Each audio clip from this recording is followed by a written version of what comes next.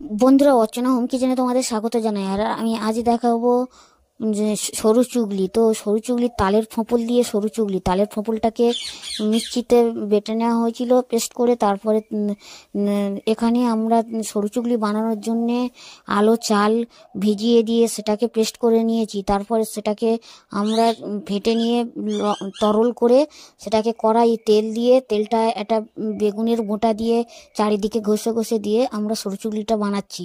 আর এই সরু চুগলি খেতে খুব সুন্দর লাগে, যেহেতু ইতে আবার পড়ছে তালের ফোঁপল। তো তালের ফোঁপল পড়লে সরু চুগলিটা খেতেও খুব সুন্দর লাগে। আর দেখো সরু চুগলিগুলো কত সুন্দর হচ্ছে, পুরো একদম রেডি। আর এই শীতের পিঠে খেতে খুব ভালো লাগে, যেহেতু পিঠে আর একটু খেজুরের গুড়, ওহ পুরো একদম জমে যায়। আর দেখো কত সুন্দর উঠছে পুরো। তো এক এক সময় একটু সমস্যা হয়, কিন্তু হলেও দেখো পুরোটাই উঠে যায়। আর এই করতে করতে আমাদের প্রায় পুরো মানে পিঠে একদম রেডি হয়ে এসছে। আর দেখো এটা দেখো কত সুন্দর উঠছে পিঠে।